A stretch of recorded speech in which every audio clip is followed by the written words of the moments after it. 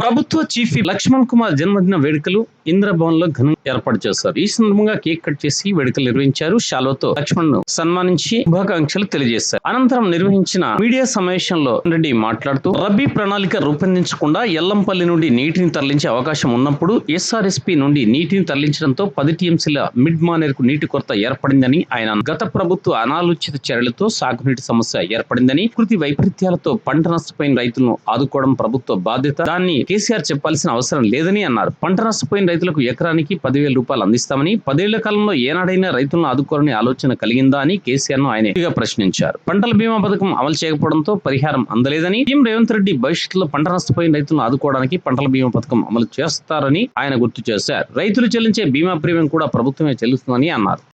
కేసీఆర్ గారు ఇవాళ ఒక విధంగా బీఆర్ఎస్ పార్టీ కొలాప్స్ కావటానికి నైతికంగా ఆయననే బాధ్యత వహించాలి. ఇవాళ దాన్ని కప్పిపుచ్చుకోవటానికి కొరకు ఇవాళ వారు ఆనాడు ముఖ్యమంత్రిగా నిర్వర్తించలేని బాధ్యతలు, ఒక విధంగా మొన్నటి శాసనసభ ఎన్నికల ఫలితాలు ఏదైతుందో గత రాష్ట్ర ప్రభుత్వ వైఫల్యానికి నిదర్శనంగా మనం భావించాం.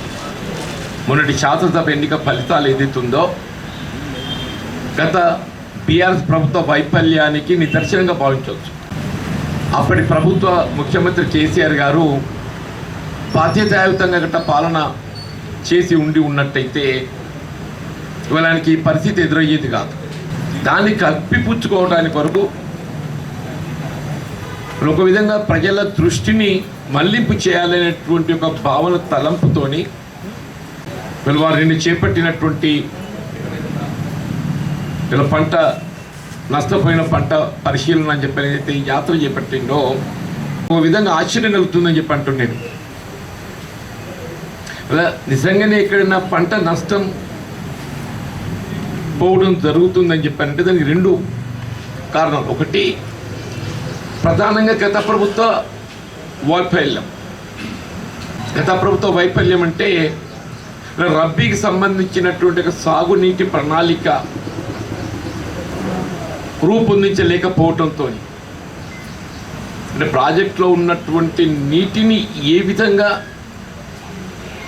రబ్బీ సంబంధించి వినియోగించుకోవడం జరుగుతుందో దానికి సంబంధించిన ప్రణాళిక రూపొందించుకోలేకపోవడం.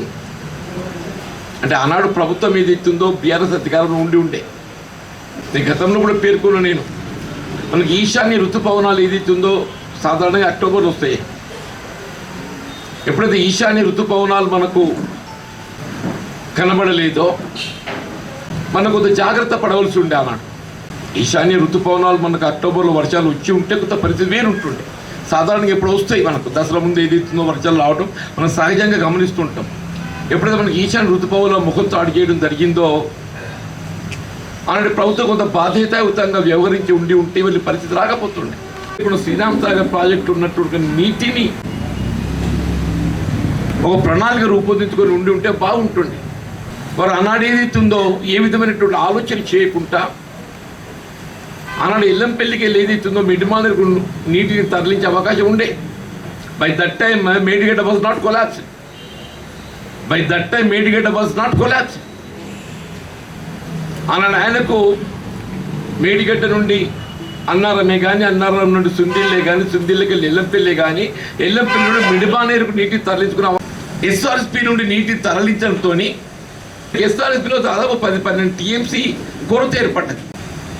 ఎస్ఆర్ఎస్పీలో శ్రీరామ్ సాగర్ ప్రాజెక్టులో నీటి కొరత ఏర్పడటానికి గత ప్రభుత్వ అనాలోచిత నిర్ణయంతో ఏదైతే ఎల్లంపల్లికి వెళ్ళి నీటిని తరలింపు చేసే అవకాశం ఉండగా కూడా ఆ నీటిని తరలించడానికి చర్యలు చేపట్టకుండా, అంటే ఎందుకంటే అప్పటికే ఈశాన్య ఋతుపవనాలు మనకు బహుచాటు చేసినాయి. మనకి ఇట్ వాజ్ క్లియర్డ్ ఈశాన్య ఋతుపవనాలు ఏదైతుందో మనకు రావటం లేదు అని చెప్పని తెలిసినప్పుడు ఏదైతుందో మీరు ఎగువ ప్రాంతంలో వ్యవహరించక ఏం చేసిండో 10 టీఎంసీని మిడ్ మానేరుకు తరలించడంతో ఏదైతుందో మన పైన కొరత ఏర్పడ్డది. ఎస్ఆర్ఎస్పీ ఆయకట్టు ప్రాంతం ప్రధానంగా ఏమైనా ఇబ్బందులు ఎదుర్కొంటున్నాం అని చెప్పంటే అది గత ప్రభుత్వ అనాలోచిత మేరకు ఇవాళ ఈ పరిస్థితి మనకు కొంత ఆందోళనకరంగా ఉందని చెప్పక తప్పదని చెప్పి అంటున్నాను. సరే, మిగతా విషయాలు ప్రకృతి వైపరీత్యాలు అది మన చేతుల్లో లేదు. ఎప్పుడైనా ప్రకృతి వైపరీత్యాల వల్ల పంట నష్టపోవడం దొరుకుతుందో ఆ ప్రాంత రైతాంగాన్ని ఆదుకోవటము ప్రభుత్వ బాధ్యత. అది వాళ్ళు కేసీఆర్ గారు చెప్పాల్సిన అవసరం లేదు. అది కేసీఆర్ గారు చెప్పాల్సిన అవసరం లేదు. నువ్వే విధంగా బాధ్యతను విస్మరించినావో ఈ ప్రభుత్వం కూడా బాధ్యతను విస్మరిస్తుందని చెప్పి భావించడం సరైనది కాదు. కాంగ్రెస్ ప్రభుత్వం గౌరవ ముఖ్యమంత్రి రేవంత్ రెడ్డి గారు ఏది చెప్తుందో బాధ్యతాయుతంగా ఎక్కడెక్కడైతే ప్రకృతి వైపరీత్యాలతో పంట నష్టపోవడం దొరుకుతుందో ఆ రైతును ఆదుకోవటానికి కొరకు ఎకరా 10,000 రూపాయలు పరిహారం చెల్లింపు చేయడం జరుగుతుందని, నష్టాలకు సంబంధించి కూడా ఏదిస్తుందో అంచనాలు రూపొందించడం దొరుకుతుందని చెప్పండి. అయ్యయ్య, ముఖ్యమంత్రికి 10 ఏళ్ల కాలం ఎక్కడైనా ఇలా ఏ పంట నష్టపోయినా అటు ప్రకృతి వైపరీత్యాలే కానీ లేక చీడ పురుగుతోనే కానీ పంట నష్టపోతే 10 సంవత్సరాలు నిన్నటైనా నువ్వు రైతులు ఆదుకోవాలనేటువంటి ఒక ఆలోచన కలిగినదే. ఇలా పంటల బీమా పథకం లేదు. కనీసం పంటల బీమా పథకం ద్వారానైనా రైతును ఆదుకునేటువంటి ఒక అవకాశం కలిగి ఉండే పరిస్థితి ఉంటుండే. ఆ పంటల బీమా పథకమైన మనకు అమలు చేసి ఉంటే ఇలా పంటల బీమా పథకం కూడా అమలు చేసి లేకపోవడంతో ఏది ఇస్తుందో ఆ సౌకర్యం కూడా పొందలేకపోతున్నాం. కానీ ఇవాళ ఏది ఇస్తుందో రాష్ట్రంలో కాంగ్రెస్ ప్రభుత్వం బాధ్యతాయుతంగా భవిష్యత్తులో ఇటువంటి పరిస్థితులు ఎప్పుడు ఉత్పన్నమైనా కానీ ఆ పంట పరిహారానికి సంబంధించి రైతాంగాన్ని ఆదుకునే విధంగా పంటల బీమా పథకం రాబోయే ఖరీఫ్ నుండి అమలు చేయబడే విధంగా, రాబోయే ఖరీఫే కానీ రబ్బీ కానీ అమలు చేయబడే విధంగా రైతు చెల్లించే అటువంటి ప్రీమియం కూడా రైతుపై భారం వేయకుండా రాష్ట్ర ప్రభుత్వం చెల్లించే విధంగా కార్యక్రమాన్ని అమలు చేసే విధంగా వీళ్ళు రూపకల్పన చేస్తుంది. వల్ల రైతు ఏదైతుందో తను చెల్లించవలసిన రుణం చెల్లించకుండా ఏదైతుందో రేపు ఖరీఫ్ నుండి ఏదైతుందో వాళ్ళు మళ్ళీ యథావిధిగా పెట్టుబడులు సమకూర్పు చేయబడే విధంగా రుణ సౌకర్యం కల్పింపజేయబడే విధంగా కార్యక్రమాన్ని అమలు చేసి తలపెడితే నువ్వు వాస్తవాలు గ్రహించకుండా ఏమైంది రుణమాఫీ పురిని ఆయన నువ్వేం చేసినావు? ఈ ప్రభుత్వం రైతుకు అండగా నిలబడుతుందని చెప్పి అంటున్నా.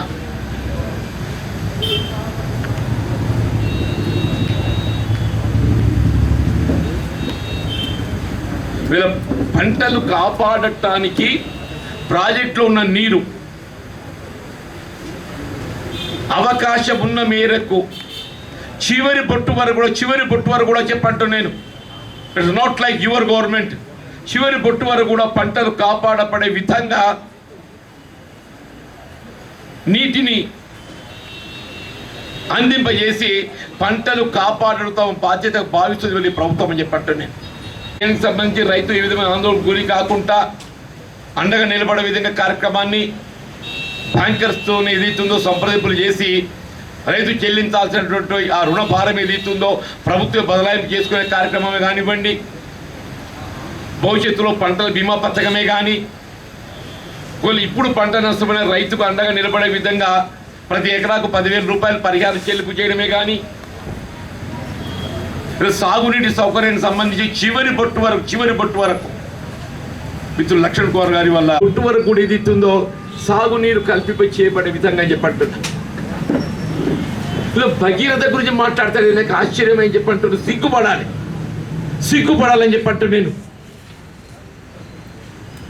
ఇలా భగీరథ అంటే తోపిడి కార్యక్రమం ఇంకోటి లేదయా. ఇలా మొత్తం గతకి ఇలా కాళేశ్వరం ప్రాజెక్టే రీడిజైన్ ఏదైతే అనే నెపంతో తెరపై పట్టుకొచ్చిండో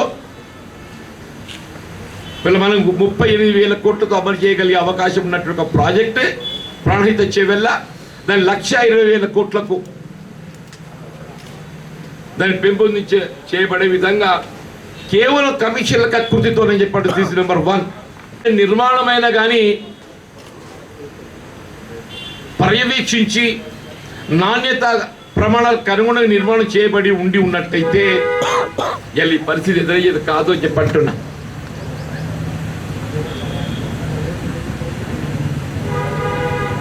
ఇది కేవలం కేసీఆర్ కమిషన్ల కక్కుర్తితోని ఈ రాష్ట్రాన్ని అప్పుల ఊపులకు నెట్టడమే కాకుండా ఆందోళన గురే పరిస్థితులు తలెత్తుతున్నాయని చెప్పంటే కేసీఆర్ నైతిక బాధ్యత వహించాలని చెప్పంటున్నాను. Number 1. Number 2, Yadadri power project మన ఎన్టీపీసీ ద్వారా నిర్మాణం 4000 మెగావాట్లు చేసుకోగలిగే అవకాశం ఉన్న ప్రాజెక్టే కేవలం 1600 మెగావాట్లకే పరిమితమయ్యే విధంగా 800 × 2 ఇంకా 2400 మెగావాట్ల విద్యుత్ ఉత్పాదన పెండింగ్ పడిపోయింది. నా జన్మదిన సందర్భంగా అందరికీ నమస్కారాలు తెలియజేస్తున్నా. మొన్నటి వరకు అధికారంలో ఉండి పదవి అనుభవించి టీఆర్ఎస్ ప్రభుత్వాన్ని ఒక విప్పుగా ఒక మంత్రిగా వివరించినటువంటి మాజీ మంత్రివర్యులు కానీ మాజీ ముఖ్యమంత్రి కేసీఆర్ గారు నిన్న రైతుల పక్షాన పంట పొలాలు ఎండిపోతున్నాయి, కొప్పురీశ్వర్ గారు పెద్దపల్లిలో వేసి పార్లమెంటు టీఆర్ఎస్ అభ్యర్థిగా అక్కడ వేసి 31 గంటల దీక్ష టీఆర్ఎస్ పార్టీ ఆఫీస్లో కూర్చున్నాడు. ఒకటే మాట గుండె మీద చేసుకుని కొప్పురీశ్వర్ మంత్రిగా వివరించిన రోజులు 10 సంవత్సరాల లోపల మన జగిత్యాల జిల్లాకు కానీ ప్రజలు ఓట్లేసి గుండెల్లో పెట్టుకొని 10 సంవత్సరాలు 15 సంవత్సరాలు అంటే వారి ఎమ్మెల్యేగా విప్పుగా మంత్రిగా 15 సంవత్సరాలు గుండెల్లో పెట్టుకున్న ధర్మపూర్ ప్రజలకు సాగునీరు కానీ తాగునీరు కానీ శాశ్వత పరిష్కారం ఎక్కడన్నా ఒక ప్రాజెక్టు పట్టుకొచ్చిండా. గోదావరి తలాపుకుంటుంది, మన నీళ్ళు మన గోదావరి నీళ్ళు మన కళ్ళ ముంగట ధర్మాపూర్ నియోజకవర్గంలో మేడారం రిజర్వాయర్ నుంచి నారాయణపూర్ నుంచి మిట్మారం నుంచి సిరిసిల్లకు సిద్దిపేటకు గజవల్ నీళ్ళు పట్టుకపోతాం.